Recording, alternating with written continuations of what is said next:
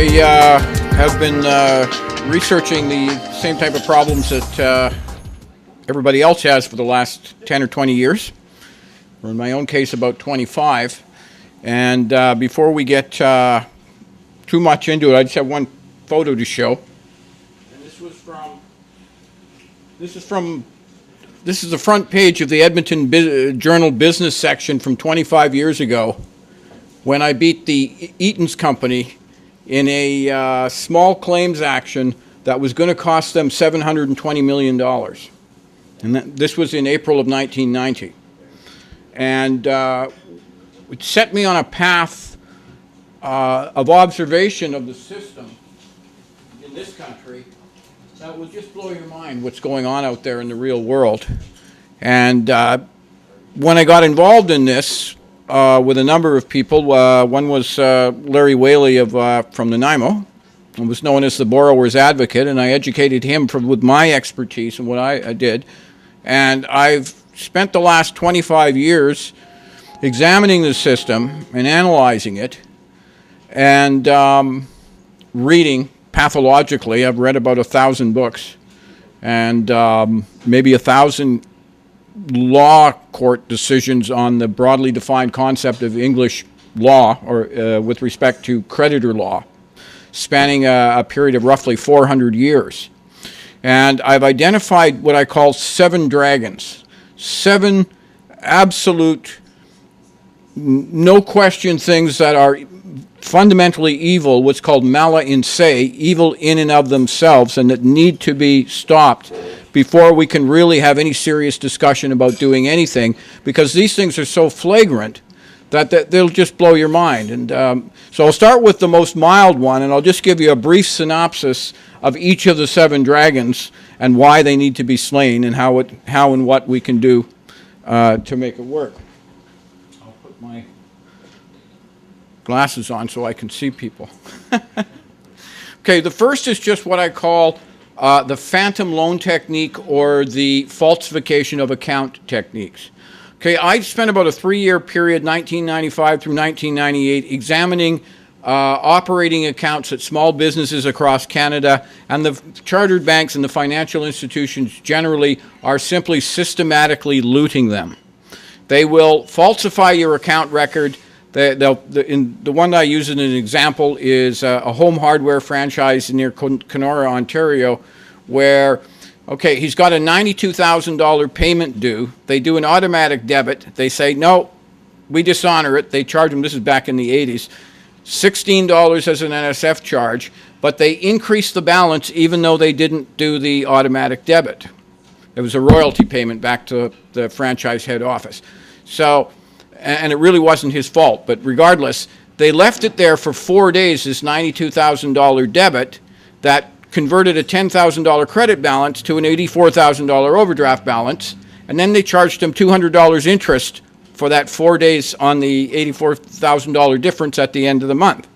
Now, over the 1-year sample period that I did from August of 1990 to the end of August 1991, the bank, this is the Bank of Montreal, pulled the same stunt 29 times. And they burned him for approximately $1,200 over the course of that year. So I started looking for this and examining it. And every single financial institution in Canada is systematically doing the same thing. It's about $100 million a year business in and of itself. And that was back in 1998. And it keeps compounding. It keeps compounding because it involves so many different offenses under the criminal code, you can, including racketeering, even piracy. And so anyways, that's the first one. That's the most minor one that I've discovered out there. The second one is what I beat Eaton's on, and that is the so-called nominal method of interest calculation. If what they do is, if you look at every time you agree to underwrite debt, you are agreeing metaphorically to be injected with a virus. And you need to know 2 things. How fast does that particular virus that's being injected into my socioeconomic body, how fast does it grow? And a separate and distinct question is, how much do I have to feed it? And how often to stabilize it, to prevent it from getting any larger? Now, you make that comparison. How fast does the virus grow and how much do I have to feed it at 3% per annum? They're virtually identical. And it doesn't matter how often you feed the thing, because it's only 3% a year, it doesn't make much difference. It's only going to grow a little bit. But by the time you get to something like 100% per month, if you're talking like the payday loan industry, as they call it, well, 100% a month is 409,600% per year. But you can stabilize it by feeding the thing 100% a month. So you go into a payday loan store, and they will tell you that rate of interest, the effective annual rate of interest, is 1,200%. But they're giving you the aggregate feeding schedule and not the rate of growth of the debt virus. Now, this was recognized in the United Kingdom 40 years ago in 1974. They do it right over there. They calculate interest using the mathematically correct formula because the Canadian method is recognized as false and seriously misleading, and it is prohibited outright as criminal fraud. And yet for 40 years, nobody notices anything. Nobody says anything, except occasionally, and this is what's really happening, is it doesn't matter how big a splash you make initially. It's like pouring gasoline into the carburetor, if anybody remembers those things on cars. It'll start the thing in the cold and it'll roar to life, but if the powers that be turn off the fuel supply, it's not going anywhere. And we've witnessed this for 25 years, and just it went as a sort of a ratcheting process, and then it would fall back, and then they'd pull all of these manipulations. And you got to ask the question, what is the likelihood that the Royal Bank of Scotland is not aware that its corporate sibling, the Royal Bank of Canada, is using a fraudulent formula to calculate $10 billion a day in interest revenue globally? All financial institutions everywhere, between the time the sun came up this morning and the time it comes up again tomorrow morning, that's another $10 billion of brand new debt, and therefore brand new money is created using a mathematically bogus formula in 80% of the world that has been prohibited outright as criminal fraud in the UK since 1974. And the same people who own the banks own the newspapers and all the media, and they won't even talk about it. Okay? Now that's the second thing. The third dragon is these credit card fees. These concealed credit card fees are just ridiculous. You are looking at a macro picture of Visa and MasterCard, American Express, all the oil cards. If you take the whole lot of them, they are burning through something like between $5 and $10 million a day in administrative charges. Okay, that is what they're actually spending at 4 cents a transaction or 3 cents a transaction. It's huge. It's almost $3 billion a year and in administrative charges, or about maybe 7 to 8 million a day if you want to narrow it down. I personally think it's only about 5 million a day, but we'll go with 5 million a day just to make the contrast. Okay, so the official story is they have to charge the interest payers really high interest rates, like 20%, which is nominal 20%, it's really 22%, and then because to make up for all the money they lose on the free riders who pay off their balances every month in full. Now, in fact, the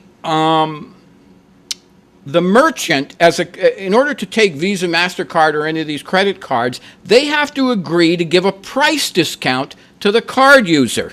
The merchant does not pay money to the bank. The merchant receives 97 cents on a dollar, or 97 for 100, and then at the end of the grace period, the concealed interest charge that corresponds to the price discount is physically paid to the bank, not by the merchant, but by the card user, who at the end of the grace period, which they recount for internally as an interest accrual period.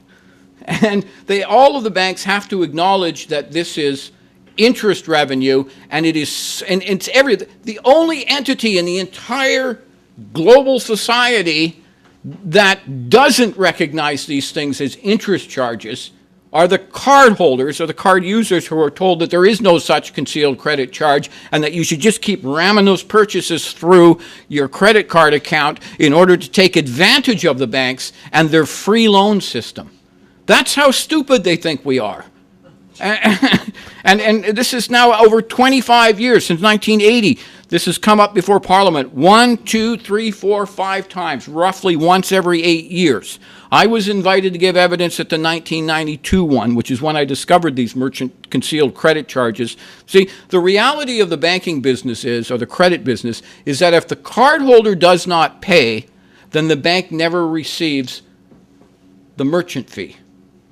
And it's just that they say, okay, you want to take Visa, you have to give a 3% price discount to any user of a Visa card so that we can collect a concealed 3% credit charge at the end of the grace period while deceiving our cardholder into believing that they've received a free loan, free credit. So if you then look at this entire thing, you've got, say, $5 million a day here in actual physical administrative charges at 3 cents a transaction to actually process the pieces of paper in the electronic blitz.